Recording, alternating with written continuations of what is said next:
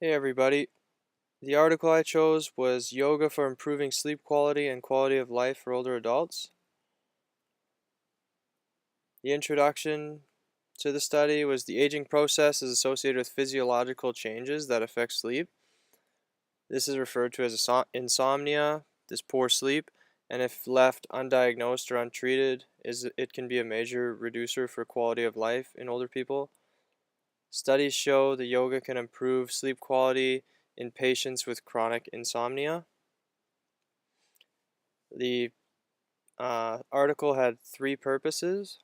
The first one was to examine the efficacy of yoga intervention for the treatment of insomnia in older adults. The second, to determine the ability of yoga to enhance quality of life for older adults. And the third was to establish the applicability of yoga practice for older people in a Western cultural setting.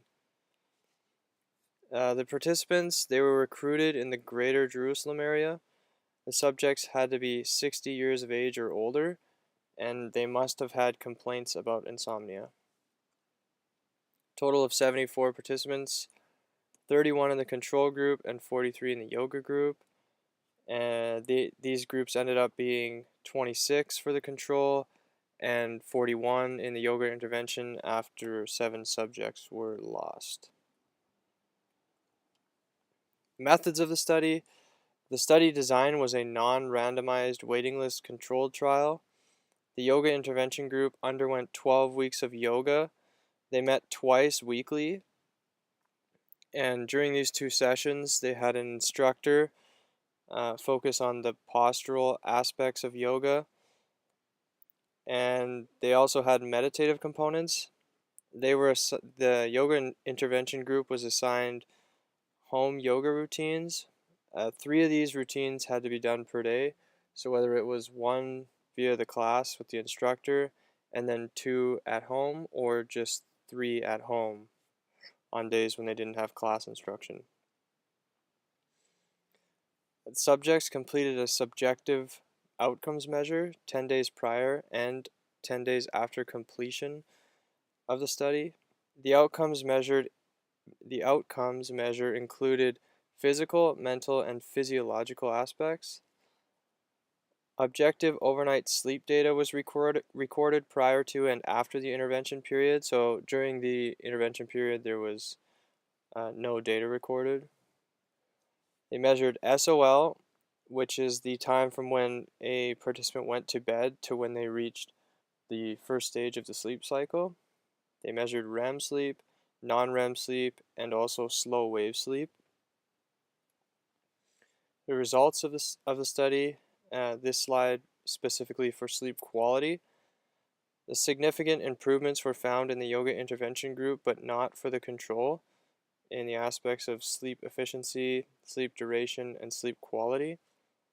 Significant improvements in the yoga high compliance group compared to the yoga low compliance group. So what they did is they took the yoga intervention group and split them up into a high compliance and a low compliance, obviously.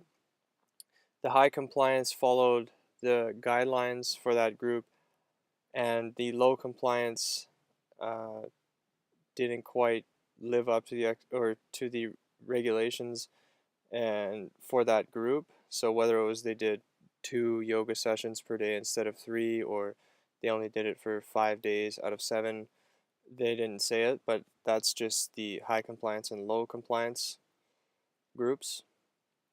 The high compliance resulted in improvement of most areas of subjective sleep quality and in duration of slow wave sleep. So here you can see some differences between the low compliance and high compliance. So first of all, you can see the control p-value for global score at the very top there is 0.81 for the p-value, and then you go scroll down to the yoga low compliance under subset groups. Yoga low compliance over to the p-value is 0.39, and then you can see the difference between the yoga low compliance and the high compliance. Obviously the high compliance is significant and the low compliance isn't.